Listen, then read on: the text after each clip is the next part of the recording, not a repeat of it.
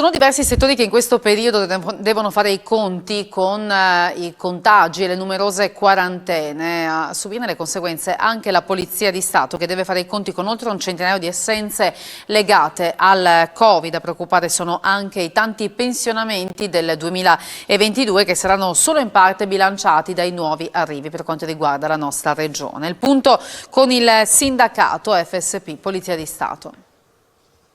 Anche la Polizia di Stato deve fare i conti con le quarantene, cosa che mette in difficoltà i servizi sul territorio. Siamo in compagnia di Raffaele Padrone, segretario provinciale di Pordenone per l'FSP Polizia di Stato.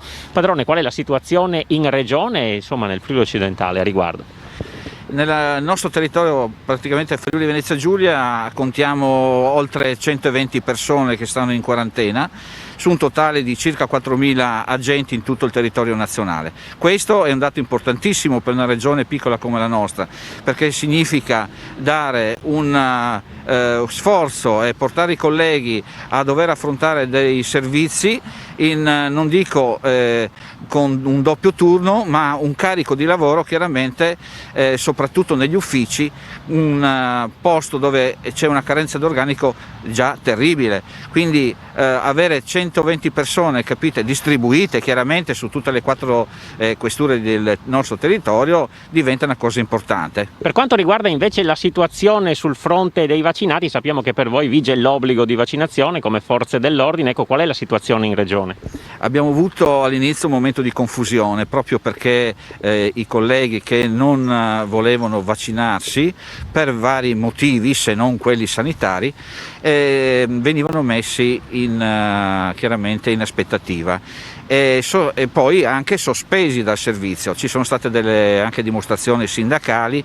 Il Dipartimento comunque non ha voluto sapere ragioni, perché questo non dipendeva dal Ministero dell'Interno ma dipendeva da una legge dello Stato. Quindi all'inizio ci sono stati colleghi che hanno avuto questa difficoltà, poi fondamentalmente chi poteva fare il vaccino, se non escluso, ripeto, da motivi sanitari e personali, si è vaccinato e quindi non abbiamo riscontrato questa grave situazione per quanto riguarda la Polizia di Stato in Friuli Venezia Giulia. Resta il tema degli organici, siamo a inizio anno, sul fronte di chi lascerà l'occupazione per magari raggiunti limiti di età e sul fronte invece dei nuovi rinforzi nelle 4 questure della regione, che cosa dobbiamo attenderci? Ma ci sono delle novità anche in questo campo. Verso fine mese di febbraio ci sarà un rimpiazzo su tutte le 4 questure del Friuli Venezia Giulia.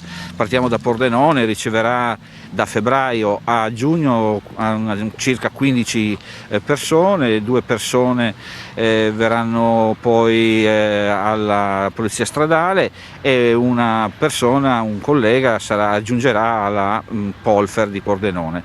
Parliamo di altre realtà più grandi e quindi il numero aumenterà. Parliamo da una cinquantina di persone da assegnare alla questura di Gorizia, da una trentina più a Trieste e così di conseguenza chiaramente a Udine. Questo sembrano numeri importanti, ma non lo sono in realtà, perché come dicevo prima, in una Pordenone arrivano 15 persone, però stanno andando via entro la fine dell'anno in corso oltre 28 persone. Quindi sono numeri che già ci trovavano in difficoltà nel 2021 per i pensionamenti. È ovvio che nel 2022, con 28 persone che lasciano il servizio per raggiunti i limiti di età, se ne arrivano 15, i numeri non tornano.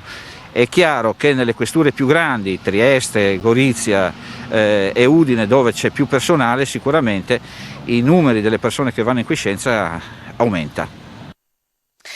A Udine è tutto pronto per lo smantellamento della vecchia edicola di Piazza San Giacomo.